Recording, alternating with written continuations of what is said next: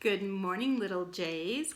Miss Frizzle is here to read you today The Magic School Bus Sees Stars. Okay, glasses on. Okay, the Magic School Bus Sees Stars. If you ever get Miss Frizzle for a teacher, take this warning from me. Get ready for something wild and crazy to happen anytime you hear these three little words. To the bus! For example, take the time Dorothy Ann was sick and had to stay home for her birthday. Tim was working on the birthday present we were going to give her, a model of the sun that played "You Are My Sunshine" when you wound it up. Is it finished, Tim? Almost, Keisha.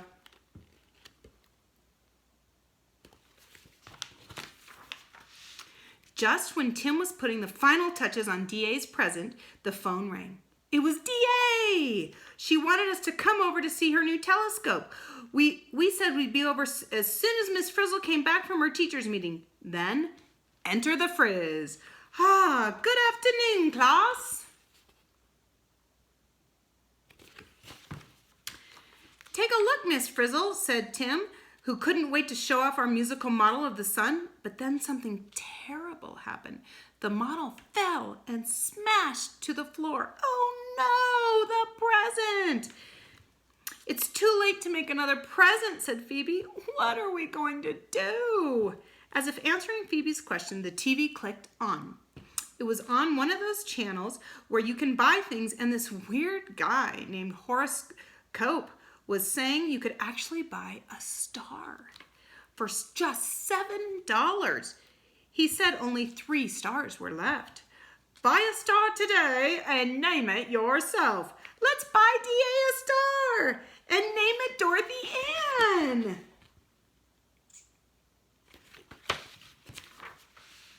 We were all taking out our dollar bills when Keisha shouted, "Wait a minute!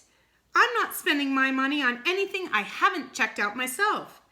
Keisha's right, Miss the Frizz agreed. We don't have to buy a star sight unseen. And then she said those 3 words, to the boss. I think we're going star shopping. Couldn't we just go to the mall? In my old school, we got pencils for our birthdays. We all got on the Magic School Bus, or should I say the Magic Space Bus. To reach the stars, you have to get way past Mars. When we looked down, we couldn't believe our eyes. We could see the whole Earth. It looked huge at first, but then it looked smaller and smaller as we got farther away. The same with the moon. Then we couldn't see the Earth or the moon at all. And the sun was so far away, it looked like, just a tiny star. Then Miss Frizzle told us something amazing. Our sun really is a star. It looks bigger than the other stars because it's so much closer to the Earth.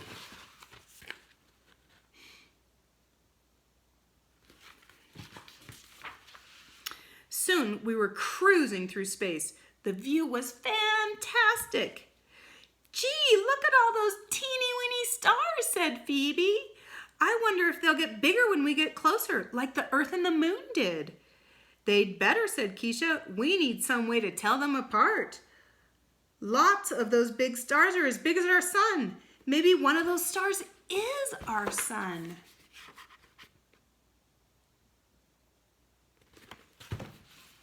We turned on the Space Bus TV, and guess who was on? That good old stellar seller, Horace Cope. Now you're probably asking about how you can pick out a star because they all look alike, right? Said Horace. Wrong! There's lots of different kinds of stars. For instance, he continued, take this little baby, only 2 million years old. Believe it or not, that's really young for a star.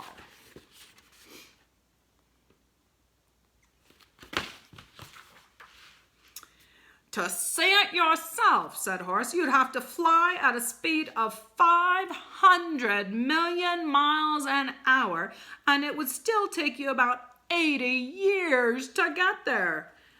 So isn't it easier to just call? Baby star, here we come. 80 years? I told my mom I'd be home by 7.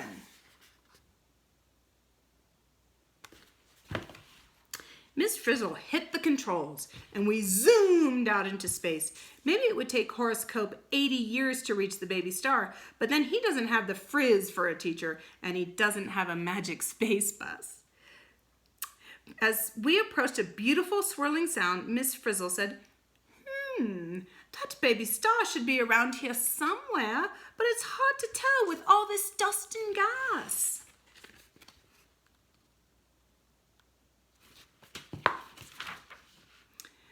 Dust and gas? Said Keisha. Is that what these weird clouds are made of? Phoebe looked worried. This is not a good place for a baby, she said. But Miss Frizzle told us, on the contrary, kids, it's the best place for a baby. A baby star, that is.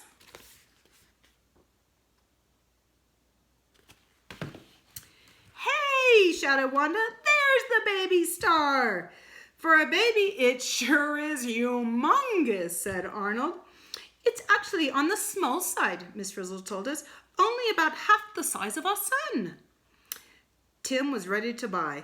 Let's call up Horace Cope and get it for DA. But Keisha still wasn't sure.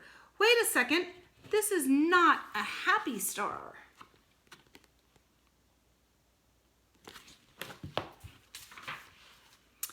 Phoebe agreed with Keisha. Poor thing, she said. It looks like it's got gas. Very good, Phoebe. All stars have gas, explained Miss Frizzle. That's what they're made of. But this baby just hasn't settled down yet. It's still kind of wild. Now Keisha was sure. No way, she said. I'm not spending a dime on this star. It's too young and too wild. I want something bigger and brighter with no dust around it. A star we can trust, like our own star. I want a star that has a planet or two.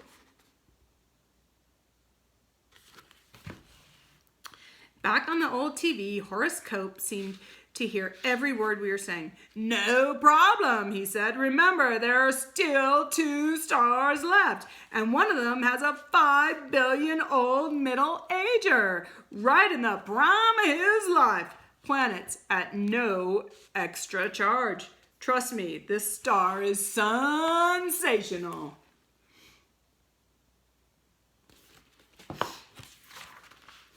The middle-aged star sounded perfect, but the space bus computer told us it was 100 million miles away. In case you're wondering, that's a big number. No problem for the Frizz. Seats, everyone, and buckle up, she said. Then she got that look in her eye as she launched us into hyperdrive. We have to travel far to get to this star.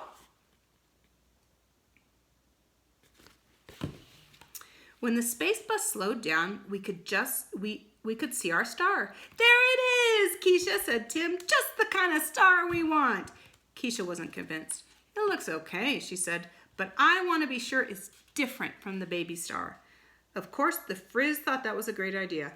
Let's take a closer look.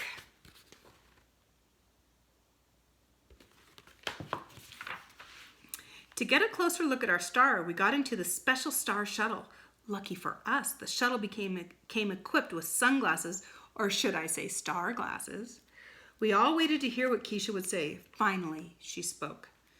I like the color a lot better, she said, and it seems a lot calmer. No dust clouds around it either.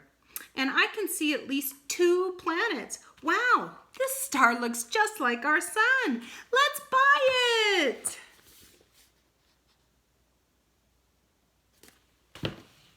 Everyone was really excited until we got back to the space bus and heard Horace's voice on the TV.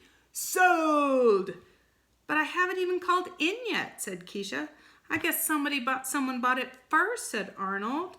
We all felt pretty bad until Carlos reminded us, there's still 1 star left. Don't give up yet, guys.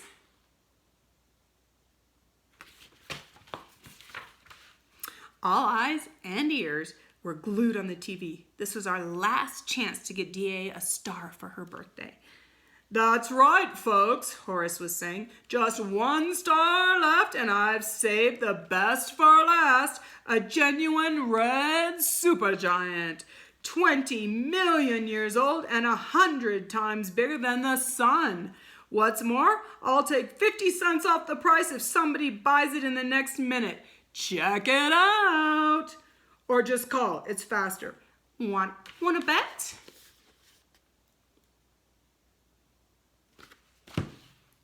As you can guess, with the Frizz at the controls, we reached the red supergiant in a wink, just like magic. Our bus isn't called magic for nothing. Keisha looked out the window. Well, it's certainly the biggest star we've seen, and I like the color, she said. It doesn't have any planets, but there are no dust clouds either, and it's no wild baby. Okay, buy it.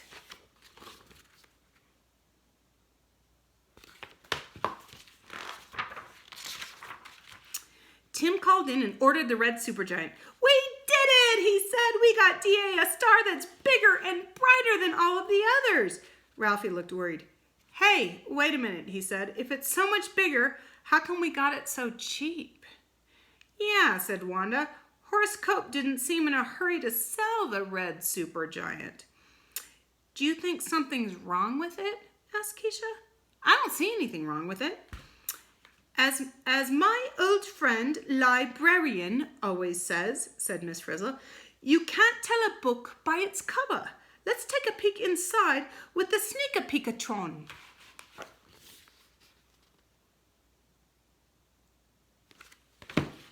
On the Sneak-a-Peekatron screen, we could actually see right inside our star. This is what we saw. Is it just me, said Ralphie, or are the insides of our star shrinking? It's not shrinking, Ralphie. It's collapsing.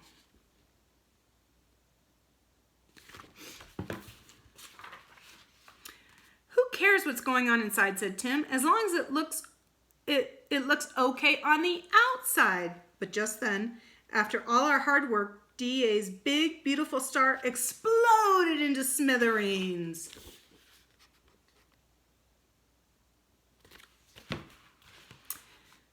Why did our star explode? Asked Keisha. It looked okay on the outside. It was bigger and brighter.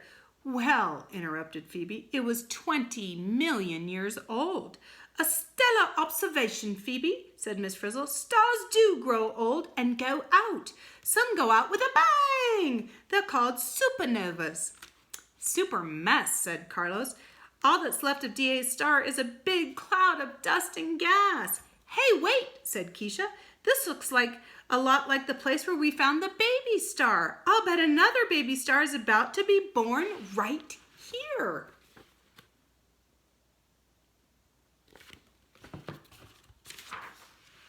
That's right, said Phoebe. Stars are made out of hot gases squeezed together into a ball. Then we figured out the whole idea. Gases are squeezed hot enough to make a new baby star shine, and the hot gas keeps the star shining like fuel for a fire for millions and millions of years. When the fuel finally runs out, the star dies out. If it goes out with a bang, it leaves behind the stuff to make new stars again.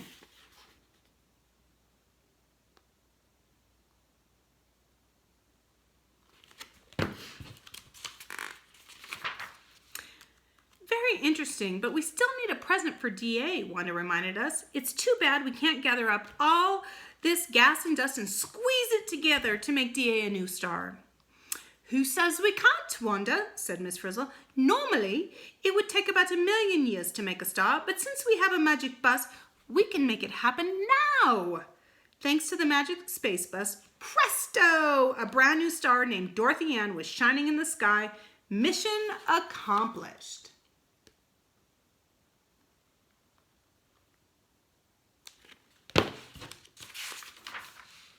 When we arrived at Dorothy Ann's house, D.A. was looking through the new telescope she got for her birthday.